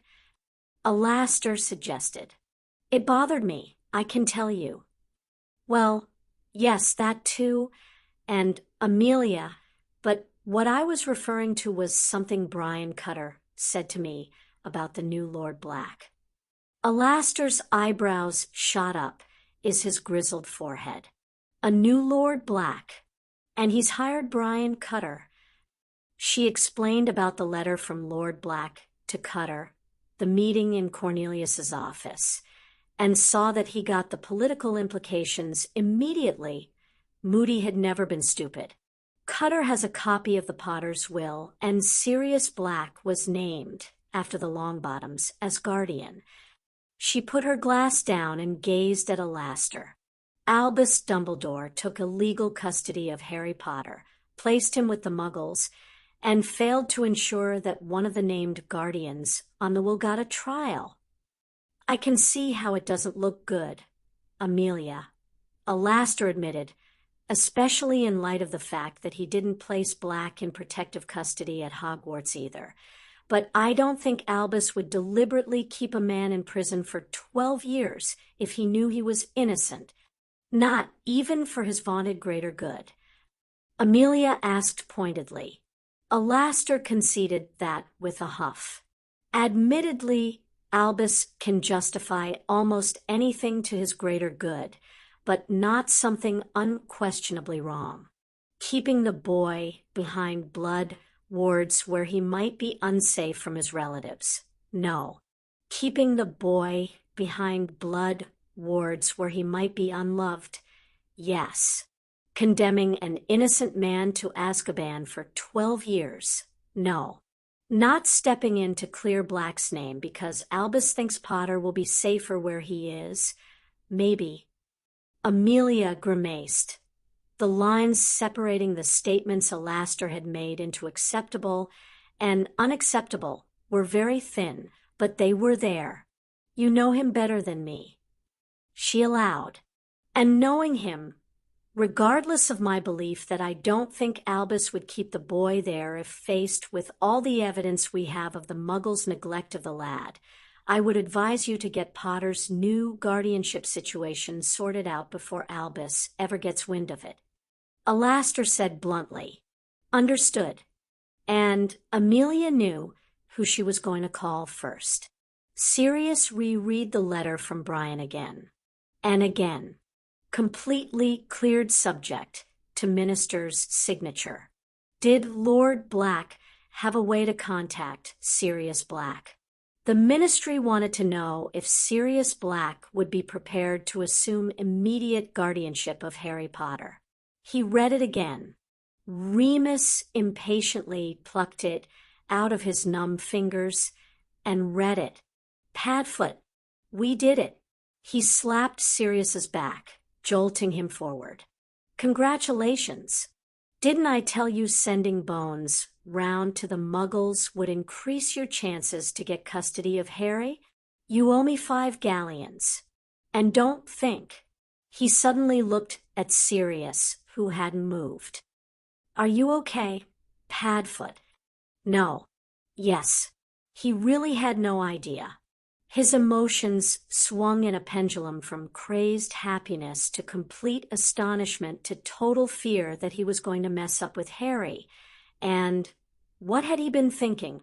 Sirius rubbed his forehead and dragged his mind back into focus. Harry, Harry, Harry. He was doing this for Harry, and it had worked. Sorry, he said, realizing belatedly that Remus was regarding him worriedly. He flapped a hand at him, surprised. I thought it would take more time or something. But you are pleased? Probed Remus carefully, as though he was afraid Sirius would explode or break or something. Beyond happy, Sirius confirmed. He took the parchment back. I'll write back to Brian. I guess it's time to come clean on my identity with him. Give me an introduction. Remus ordered. I can liaise with him in future, and Merlin knows I need to go over some legal stuff with him as your steward. Your records are in a right mess. But I'm still rich, right? Remus sighed. Let's just say you have enough to cover the 5 galleons you owe me. What 5 galleons? Asked Sirius innocently. Remus's eyes narrowed dangerously. Securing Guardianship, Chapter 4. The signature of Cornelius Fudge looped its way across the parchment. It was attached to the official investigation report that concluded Sirius Black was innocent of the arrest charges in 81 and pardoned for escaping Ministry custody and his actions during his time as a fugitive. The statement acknowledged the Ministry's culpability and awarded compensation to Black to the tune of 10,000 galleons for every year of false imprisonment, and an additional 5,000 for the year he had been a fugitive. The press statement. Cornelius asked briskly as he added the official seal to the parchment. Amelia exchanged a look with Brian Cutter and slid it across the desk to the minister. Following new evidence, a special investigation was made into the matter of Sirius Black under the jurisdiction of Amelia Bones, the head of the DMLE.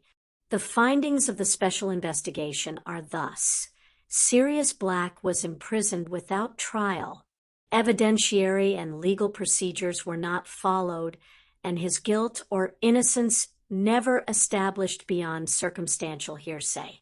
A review of all the evidence gathered at the time of his arrest, and the subsequent addition of new witness testimony following recent events at Hogwarts, including a statement by Harry Potter, has concluded that Sirius Black is innocent of all charges. Given his 12 years of unlawful imprisonment, we have pardoned him for the lesser charge of escaping custody. Additionally, we want to announce that Peter Pettigrew is alive and a suspected Death Eater. He is hereby stripped of his Order of Merlin and is wanted for questioning in the deaths of James Potter, Lily Potter, and 13 Muggles. He is also wanted for conspiracy to pervert the course of justice. He is considered armed and dangerous. Citizens are advised to report any sightings to the Aurors immediately. Clearly, a gross miscarriage of justice took place under the previous administration, and although it was a chaotic time, the current peacetime administration is appalled. We apologize unreservedly to Sirius Black for his loss of freedom, damage to his reputation, and disregard for his basic legal rights. While it is our understanding that he is currently abroad, he is once again a free citizen and welcome to return to Britain and public life without fear of reprisal. Comprehensive. Cornelius looked at Brian. Is Lord Black happy with the statement? He is, and he's very happy to have this matter cleared up so quickly. Brian said, "It's a shame that we can't make a joint press conference." Cornelius said with a longing look at the statement, "Lord Black wants full credit given to the ministry." Brian said firmly, "He'll make a positive statement to that effect as soon as he claims his seat in the Wiesengemot. Do we have a date?" Cornelius asked tentatively. "Probably at the next session, which is scheduled for a week on Thursday." Brian replied promptly, "He has expressed a desire to meet with you prior to that." Cornelius smiled widely. "That would be lovely, Brian." "Minister." Amelia cleared her throat, regaining Cornelius's attention. "There is another matter that has come to light during the investigation." "Oh." Cornelius looked dismayed, and his gaze flickered to Brian and back to her. "Perhaps we should speak about this in private. Actually, I'd like Brian to stay as the topic relates to the guardianship of Harry Potter." Amelia withdrew a second report from her bag and handed it to Cornelius. It had taken her the better part of the previous evening after her return from Surrey and most of the rest of that day to finish the report and get things sorted with Brian. This report is highly sensitive and details findings related to Harry Potter's current situation. Broadly, it concludes that he should be removed from his current guardians due to evidence of neglect, emotional abuse, and some additional minor physical abuse. My goodness, surely not. Cornelius didn't open the folder. I mean, I know there was a problem last summer, but I thought that was down to the stress of the situation with Black. That problem last summer, Minister, was indicative of the way his guardians treat him generally, without respect for Harry, for his parents, or for our kind. The woman admitted she insulted the Potters before she was obliviated. Amelia said dryly. Additionally, one of the reversal squad noted in his report that if it wasn't against the new Muggle Protection Act, he would have been sorely tempted to blow the Dursleys up himself after being subjected to their prejudice and scorn. Amelia, it gets worse, Cornelius. Amelia interrupted him. Albus Dumbledore had Rubeus Hagrid take Harry Potter from Sirius Black on the night of the Potter's death. That was part of Dumbledore's own statement given to the Aurors. He was responsible for placing the boy with Lily Potter's Muggle relations. Now, there is some evidence that he had good reasons, most to do with Harry's safety at the time, but he circumvented the system. The Wizarding Orphan Office wasn't apprised of the placement, and so no follow-up visitations were performed. He also disregarded the will, which a source today told me would have been challenged by the Longbottoms had they not been incapacitated in a Death Eater attack. Brian added, add to that the fact that Dumbledore was Chief Warlock when Sirius Black was denied a trial and placed in Azkaban unlawfully, and his recent unwillingness not to have insisted on due process when Black was captured at Hogwarts, one might surmise that he has ulterior motives. Additionally, Harry has all the signs of an abused child, but the staff at Hogwarts seems to have missed them. Amelia said with exasperation. Cornelius looked torn between panic at the Harry Potter had been abused and glee at how badly Dumbledore had erred. And the Ministry doesn't come out of this smelling of roses, either, since the WO should have followed up on Harry Potter's placement regardless of Dumbledore's lack of notification. He's the most famous orphan in our world. Not to mention, more should have been done to investigate the incident last summer. Amelia warned him. Cornelius, she said strongly, it would be a political nightmare for everyone if it came to the attention of the press that Harry Potter was mistreated by his Muggle relatives, and nobody in authority noticed or did anything to address the issue, especially when Dumbledore is in the thick of it, and you've met the boy yourself. Finally, Cornelius blanched as the potential ramifications for his own position hit him. If you would allow it, Cornelius, Amelia, and I believe we have a mutually beneficial solution. Brian said quietly. Please elaborate. Cornelius rallied, but a dull flush remained on his face. As you know, Lord Black was already planning to challenge for guardianship, Brian began, and I believe his own investigations raised questions about the suitability of Potter's Muggle guardians. Now that the investigation into Sirius Black has concluded and he has been cleared, Lord Black wants to push ahead with guardianship being awarded to Sirius Black as per the Potter's will. Cornelius sat back surprised. Lord Black will openly support Sirius Black then. As I recall, Black Sirius, was a Dumbledore supporter and considered persona non grata by the Black family. I think it's clear from Lord Black's initial actions here that he has a different political agenda than the family's previous reputation, Brian said. And as Sirius is the boy's godfather, he is first claim. Executing the Potters' newly discovered will to reward guardianship to Sirius Black would be a relatively simple matter.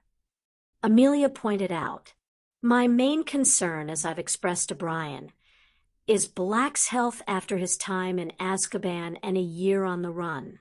I would say that we would only award guardianship on the condition that he receives medical treatment. How do we even know the man wants to assume guardianship? Cornelius asked, sitting back with a contemplative expression. Once Amelia contacted me, I immediately wrote to Lord Black. I received a reply from Sirius Black himself confirming his request that I represent him in the matter of the guardianship of his godson. Brian explained.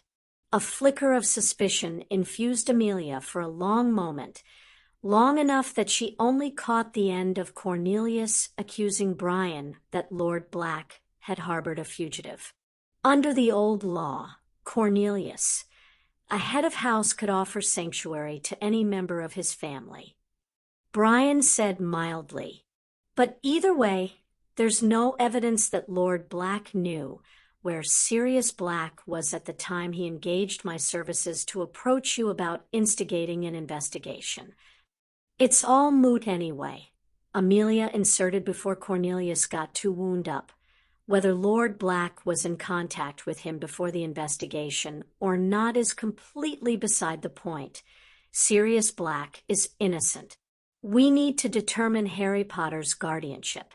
Brian, can you confirm Sirius Black's willingness to assume the role of guardian for his godson? Yes, he's eager to look after Harry, and a week of healing in a private clinic abroad has been arranged for both Sirius and his godson. Brian said quickly. Amelia nodded. I'm not sure this will be acceptable, Cornelius argued. Sirius Black's reputation is destroyed, and yes, partly our fault, I know. But if we announce that Black is innocent, and in the next breath give him immediate guardianship of the boy who lived, there will be an outcry.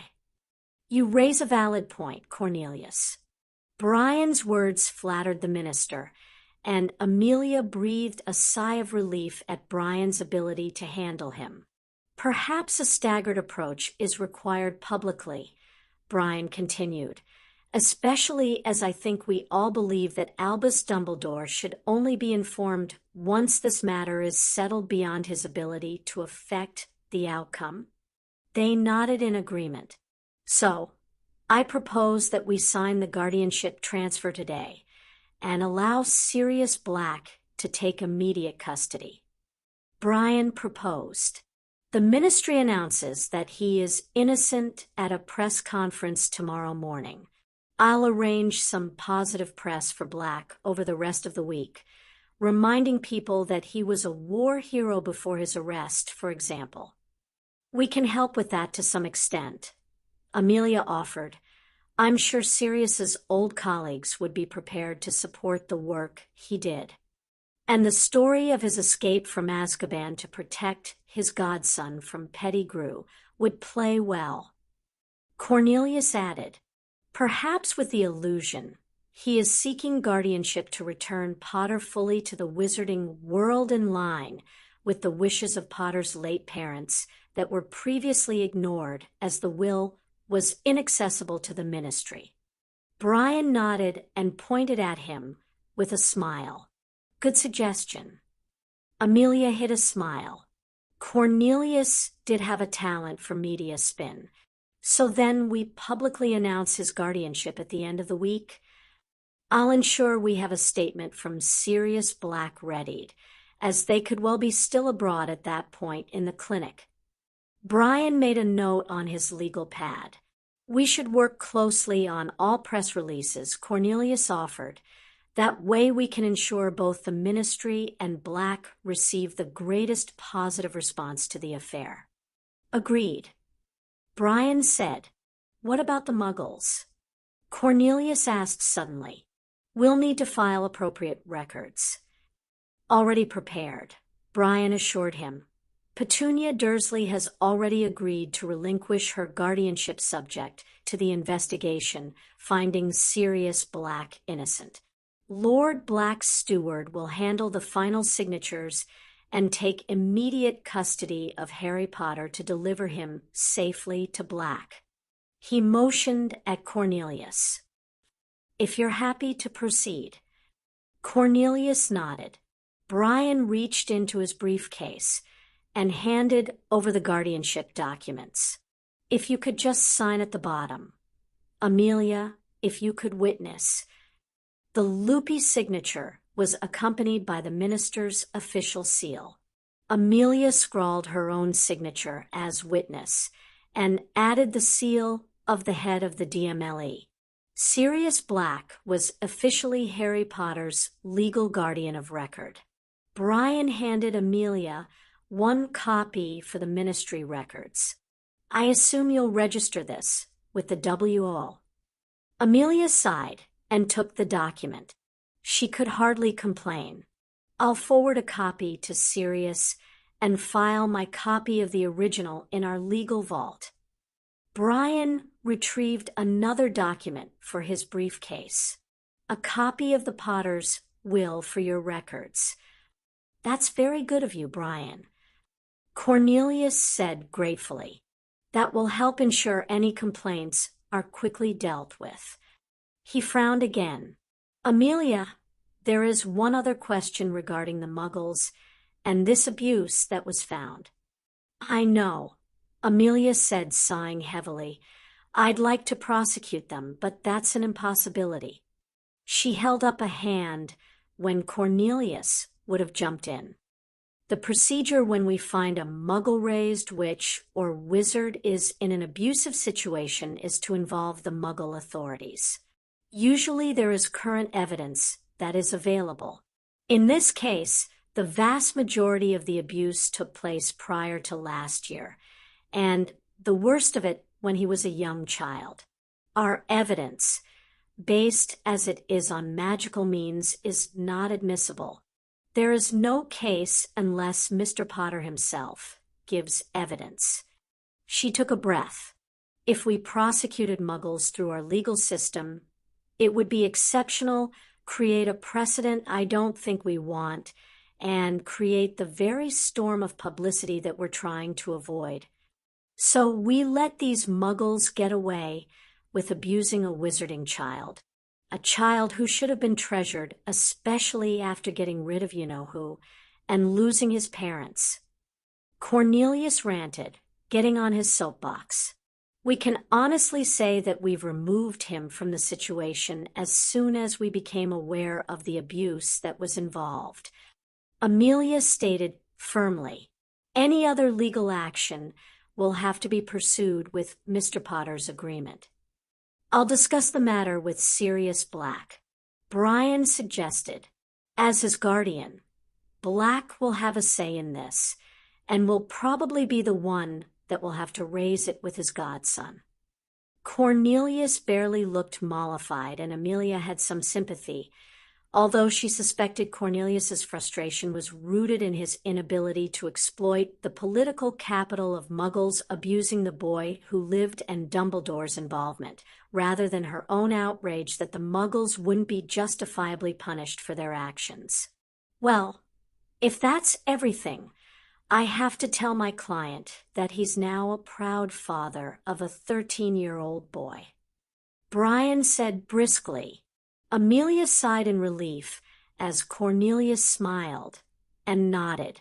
I'll see you at tomorrow's press conference. Cornelius suggested. Brian agreed, and Amelia stood up to walk out with him. They stopped outside of Amelia's office, and she prevented him from leaving with a hand on his arm, wanting to follow up on the suspicion she'd had that had flared to life during the discussion. She cast a privacy bubble and regarded him directly. Brian, would I be correct in saying that Lord Black's first name is Sirius? Brian smiled gently. I'm afraid I can't divulge the identity of Lord Black. Amelia snorted and knew she was right. What I will say, Brian said a little hesitantly, is that there is good reason why the House of Black has always been known for its cunning, and regardless of his innocence, Sirius Black is still someone it would be best not to anger. He realized his godson was being neglected when he saw him at Hogwarts, didn't he? Amelia mused out loud. Yes, she thought decisively. Sirius Black had seen his godson, starved of love and affection for all that he was a nice kid, and had known. And he couldn't do anything, not as a fugitive, but as Lord Black, that he had taken the measures he had and devised a way to clear his name, all to protect his godson, impressed her anew, and made her feel even more confident that her decision to award him custody had been the right one. Brian smiled at her again and tipped his hat as he made to leave. I think Lord Black is going to shake things up. Amelia let down the bubble and smirked back at him. Tell your client I look forward to it. Harry finished washing the baking potatoes and set them out on the counter to be pricked before they went into the microwave.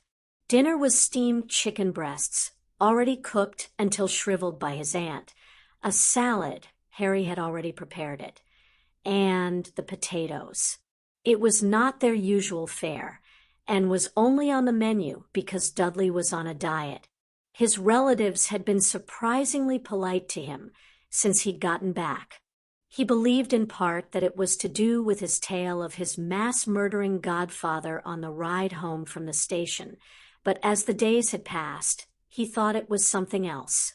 Then there had been the surprise visit from the wizarding police kind-of-ish Amelia Bones and Alastair Moody. He was still a little annoyed with his aunt that she hadn't warned him until she'd fetched him from the garden. He hoped that it meant Sirius was going to get a trial or be declared innocent, because then he stopped his thought before it could complete. He wasn't going to hope again that he could go to live with Sirius, with someone who actually wanted him.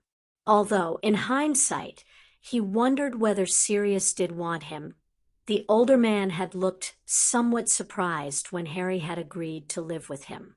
But there had been the letter he'd received at Hogwarts, confirming Sirius was safe, and Harry was more than a little annoyed that the headmaster had prevented him from replying.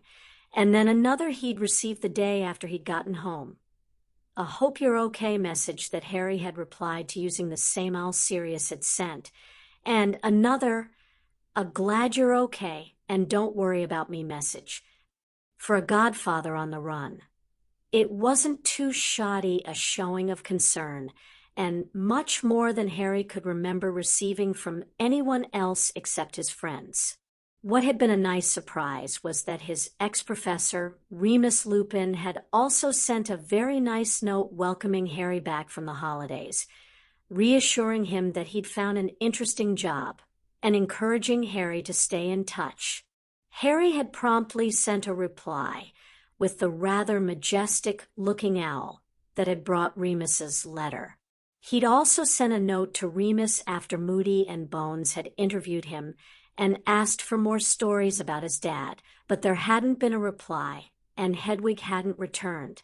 It didn't mean there wouldn't be a reply, Harry reassured himself.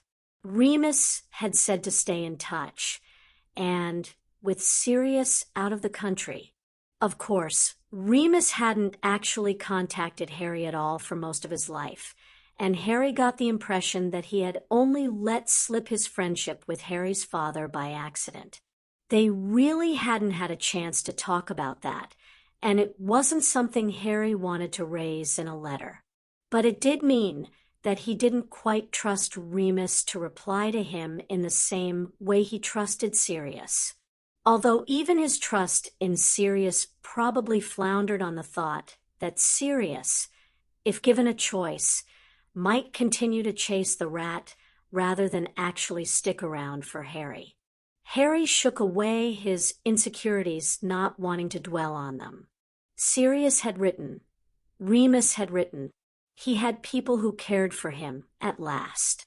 His jaw set in all too familiar stubbornness that both Sirius and Remus would have recognized instantly, although Harry didn't know it.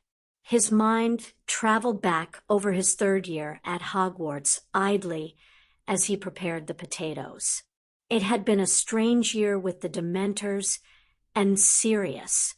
Better than the first 2 years no Voldemort to battle, but odd in other ways. He really owed Hermione for helping him rescue Sirius. He flushed as he remembered what a prat he'd been to her about the firebolt. Yes, he'd had cause to be angry, but she'd meant well. If only she hadn't gone behind his back. Ron hadn't helped with his anger over it either.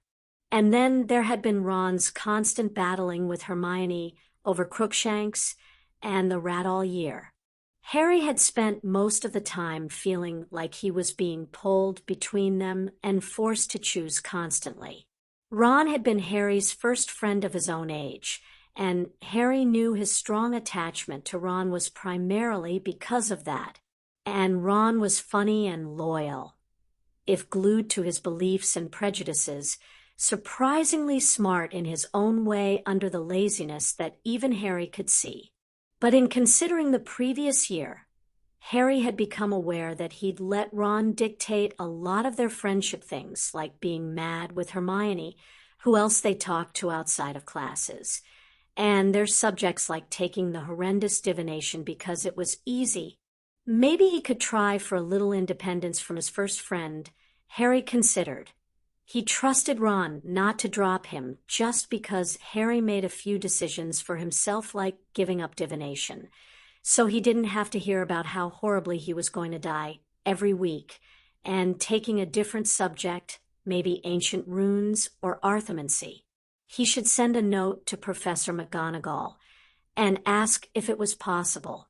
Hermione would probably appreciate having him take one of the subjects she was interested in, and he did owe her. Besides, Hermione was his second closest friend, and really Harry had no idea how he would have gotten through his studies for the past 3 years without her. Not to mention the traps around the Philosopher's Stone. Not to mention working out it was a basilisk that was petrifying people, not to mention rescuing Sirius. She really was amazingly smart. He should appreciate her more, even if her bossiness sometimes drove him round the bend. He could try to be a better friend to her. He wouldn't mind making more friends, Harry mused absently. Oh, he liked to think he was friendly with most people in Gryffindor when they weren't considering him the heir of Slytherin, and he was mates at least with the Quidditch team, especially Fred and George, and with his dorm mates. But he knew he wasn't the easiest of people to be friends with between his unwanted fame and the trouble that seemed to follow him around. At least Ron and Hermione had stuck with him through thick and thin. Quality was more important than quantity, Harry determined, but still one or two other people to hang around with wouldn't be a bad thing. Before he could set the microwave's timer, the telephone rang. Harry didn't investigate his chore was dinner, and it was more than his life's worth to deviate from it. Not to mention the call was unlikely to be for him. He could hear his aunt answer, her strident voice carrying down the hallway. He found his mind wandering to the interview with Moody and Bones. Bones had been nice, strict but kind. She kind of reminded him of McGonagall. Moody, though, had been bloody brilliant. He hadn't made a fuss over the locks on the door, or the pathetic bedroom Harry had. More importantly, he'd told him stories of his dad. He couldn't believe that his dad had been a hit wizard. He wondered what career his mom had chosen. He'd ask Sirius or Remus. Asking his aunt was an invite to trouble. Speaking of said aunt, she suddenly poked her head through the kitchen door.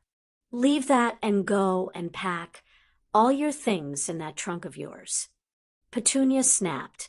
"I'll explain on the way." On the way to where? And what about dinner? Harry grumbled to himself as he went up the stairs to his bedroom. He hadn't been refused lunch, but the meager sandwich and apple had been hours before, and his breakfast had been minimal a quarter of a grapefruit. He packed his trunk quickly. He hadn't truthfully unpacked a great deal of it. He picked up Hedwig's cage. She'd find him wherever he went. He struggled down the stairs and was briskly directed by his aunt out to the car. He put his trunk and the cage in the boot of the car and had just closed the boot lid just as his aunt came out of the house. Betty Doon called out a greeting from the other side of the street and hurried over. "Why, Petunia, wherever are you off to at this late hour?" "Family emergency," Petunia said crisply, putting the keys into her handbag. "Oh, you poor thing," Betty said, but her eyes gleamed more with glee at having some gossip than genuine concern. "Is there anything I can do?" Petunia shook her head. "Thank you anyway, Betty. We must be going." She speared Harry with a look. "Get in the car, and none of your nonsense." Harry made his way around the car and climbed into the back seat. He wasn't actually allowed in the front. He waited until his aunt had taken the driver's seat and put her seatbelt on before he cleared his throat nervously. If this is about Aunt Marge, perhaps I should stay here," Harry offered. He couldn't think what other family they had who could possibly have had an emergency. "This isn't about your Aunt Marge," Petunia said. "Now be quiet. I need to focus on driving." She rarely drove anywhere, preferring his uncle took the responsibility. Harry thought about asking what was going on again, but decided it was probably best to keep quiet. They drove out of Little Whinging and took the main road towards Greater Whinging, the neighboring town that was more affluent. His aunt had always wanted to live there. They took another turning, then another. They passed through the center of Greater Whinging and made towards the countryside outskirts. At the end of one long winding road, his aunt took a left into a shady street with old trees weighed down with heavy branches of bright green leaves. They pulled into the driveway of a large house. Petunia ordered him out. Harry went to get the luggage.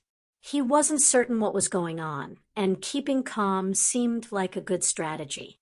The large green front door opened, and Harry froze at the sight of Remus. "Ah, good. You're here." Remus waved at him. "Leave the luggage, Harry. It'll be taken care of." Harry obediently set down Hedwig's cage and his trunk back in the boot. "Ah, Professor Lupin." "Remus, please, Harry." He smiled at him. "Inside, and I'll explain everything." Petunia ushered Harry into the house ahead of her. "In the front room to your right, Harry, if you wouldn't mind." Remus pointed at the open door. Harry stepped through into a comfortable-looking sitting room. It was chintzy, but suited his aunt's tastes perfectly. "Your aunt, and I thought you might like to join me dog-sitting." "Harry." Remus offered as Harry opened his mouth to demand an explanation. Harry gaped at him, and then at his aunt. Dog-sitting? Did that mean they were going to spend the summer with Sirius? His mouth snapped shut. "Really? Really?" Remus smiled at him. "I just have a couple of things to clear up with your aunt, and then we'll get going." He picked up a stack of documents from the coffee table. "I just need you to sign these, Petunia." Petunia sniffed, ignored the quill Remus offered to her, and drew a pen out of her bag. She quickly signed the papers. Remus sorted them into 2 stacks and handed her one. "These are your copies. Harry and I will use this room for another 10 minutes, and then we'll be on our way. You should collect the rest of your family and stay here until your things are moved magically by our house elf tomorrow." "Very well." Petunia sniffed. She darted a look at Harry and made for the door. "Aunt Petunia," Harry said impulsively. "Thank you." He really did mean it. He didn't know how Remus or Sirius had convinced her, but he did appreciate her agreement. She stopped in the doorway and gazed at him with a strange expression. "You'll be better off with your own kind." She looked over at Remus and almost looked as though she wanted to say something else, but if she did, she thought better of it and walked out, pulling the door shut behind her. "Well," Remus pulled his wand out. "Stand still a moment. I just need to check. Yes, here it is, one tracking charm." He plucked a mouse from his pocket, tapped Harry, and then the mouse. "Creature." A house elf popped into the room, and Harry took a startled step backwards. "Creature, can you take this mouse to, I don't know, York, and leave it there, please?" Remus asked politely. Creature nodded sharply, took the mouse, and disappeared again. "Right. Now, Creature's already delivered your trunk, and Hedwig's already there, so it's just us." Remus grinned at him and handed him a piece of blank parchment. The blankness disappeared as soon as Harry touched it, words scrolling across the paper. "Mr. Padfoot invites Harry Potter to 12 Grimmauld Place. Now, keep the address firmly in your mind, Harry." Remus said. He held out a dog's chew toy. "Take hold of the toy. It's something called a port key, and will transport us to the address when I give the activation code." Harry did so, repeating the address silently in his mind. Remus grinned at him again. Padfoot. The world around them disappeared, and Harry felt his stomach lurch as something tugged him. His landing was awful. He ended up in a heap on the floor. "Harry." Sirius's concerned voice had Harry lifting his head quickly. "I'm okay," Harry claimed, as his godfather helped him up off the floor. As Sirius briskly checked him over, Harry couldn't get over how different Sirius looked. His hair was cut, his facial hair neatly trimmed. He had clean clothes and looked as though he put on some needed weight.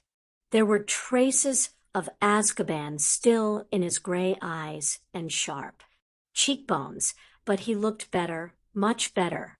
Sirius hesitated for a moment before pulling him into a hug. Harry tensed before he returned it, letting the older man's genuine affection wash over him.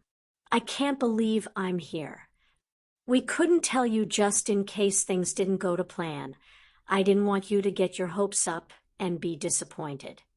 Sirius apologized. He rubbed Harry's back briskly and stepped away but kept his arm around Harry's shoulders. Harry looked around the room, eagerly noting the crest on the wall and the functional furnishing of what seemed to be a waiting room with a flue. "Is this your house?" "Yes, well, my family's really," Sirius explained, otherwise known as the London residents of the House of Black. "The house is under a Fidelius," Remus explained, gesturing absently with the chew toy he still held, "so Sirius can hide without anyone knowing where he is." Sirius guided Harry over to the sofa and pushed him into it gently. "My family and I didn't get along because they were heavily into the dark arts and bought into the whole pure-blood agenda. Most of my cousins and my late younger brother followed Voldemort." He sat down next to Harry, and Remus sat opposite in a comfortable-looking chair. "Anyway, I inherited the family title, wealth, and estates when my grandfather died, but obviously I was in Azkaban, and when I got out, I didn't want to have anything to do with any of it. But I realized when you helped me escape from Hogwarts that I should swallow my pride and accept my inheritance so I could get things done like hiring a solicitor.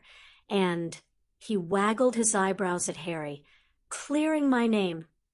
I gave an interview, but they wouldn't tell me." Harry couldn't help the surge of hope that rushed through him.